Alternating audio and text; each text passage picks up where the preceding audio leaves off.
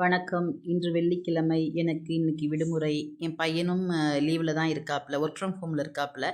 சரி 2 பேருக்கும் இன்னைக்கு என்னடா ப்ரோகிராம்? அம்மா இன்னைக்கு வீட்ல இருக்கீங்களே அப்படின்னா, சரி வா வெளியில அப்பா கூட ஆஃபீஸ் போயிட்டு வந்துருவோம். அப்பா ஆஃபீஸ போய் பார்த்துட்டு வருவோம் அப்படின்ட்டு அவர் புதுக்கோட்டை டிஸ்ட்ரிக்ட்ல ஒர்க் பண்றாங்க சாரு. அதனால சார் கூட கிளம்பிட்டோம். அப்புறம் கிளம்பி சார கொண்டு ஆஃபீஸ்ல ட்ராப் பண்ணிட்டு, சரி பக்கத்துல எங்கேயாவது இப்போ ஒரு ஒர்க் இருந்துச்சு. அத முடிச்சுட்டு, சரி ஒரு கோவில் ஒண்ணு இருக்கு பக்கத்துல பேரையூர். அதுக்கு போயிட்டு வருவோம் வாடா அப்படின்னு சொல்லிட்டு, அப்புறம் நானும் அவனும் தம்பி 3 பேரும் போனோம்.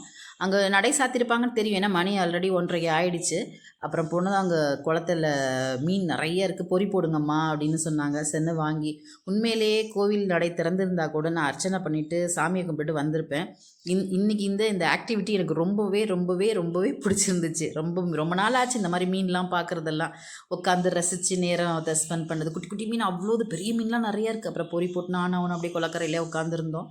உட்காந்துருந்துட்டு என்னால் ரொம்ப நல்லா இருந்ததுங்க. மென்டலி நல்ல ஒரு மாதிரியா ஃபீல் இருந்தது. அப்படியே முடிச்சுட்டு அப்புறம் உள்ளுக்குள்ளே கோவிலுக்குள்ளேயும் அப்படியே வந்துட்டோம். அப்படி கோவிலுக்குள்ளே வந்துட்டு கொஞ்சம் நேரம் உட்காரலாம்டா அப்படின்ட்டு உட்காந்து நிறைய இனிமேல் கூட்டம் நிறையா வர ஆரம்பிச்சிருமா. இன்றைக்கி வெள்ளிக்கிழமைன்னாங்க. சின்ன துவாரபாலகர்கள்லாம் பார்த்துட்டு அங்கே இருக்கிற கல்வெட்டு அதையெல்லாம் கொஞ்சம் பார்த்தோம். அதை என் பையன் டிரான்ஸ்லேட் பண்ணான்.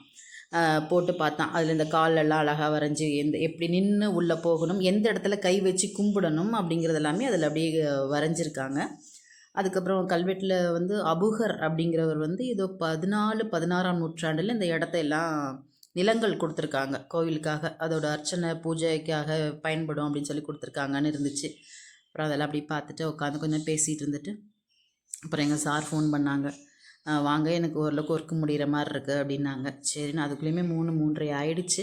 அப்புறம் போகிற வழியில் இந்த குளம், இந்த கோவில் போகிற வழியில் இருக்குங்க இந்த குளம். நாங்கள் புதுக்கோட்டை டிஸ்ட்ரிக்டில் இந்த மாதிரி தான் குளம் இருக்கும். ஸ்டெப் பை ஸ்டெப்பாக நான் பார்த்த வரைக்கும்.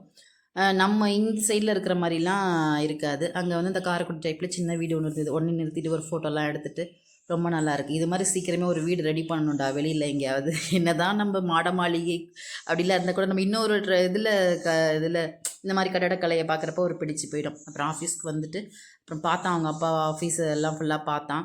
நாங்கள் வர போகிறதுக்கு எங்களுக்கு டைம் இருக்காதுல்ல, அதனால ஃபுல்லாக பார்த்துக்கிட்டு அப்படியே இருந்தால். அப்போ சொன்னோம், டே நீ கவர்மெண்ட் எக்ஸாம் ப்ரிப்பேர் பண்ணுறா அப்படின்னோம்.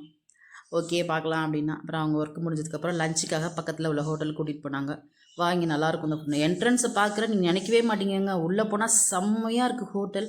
செம்ம ரிச்சு, நல்லா இருந்தது. நல்ல கவனிப்பு. ஒரு 150 தான் chicken, 160 I think chicken biryani வாங்கினாலும் அடுத்து நீங்கள் ஒயிட் ரைஸ் வாங்கி ரசம் மோர், அதுக்கு ஏதோ ₹6 ஐ திங்க் போட்டாங்கன்னு நினைக்கிறேன். ரொம்ப நல்லா இருந்தது கவனிப்பு. பழனியப்பா ஹோட்டல்.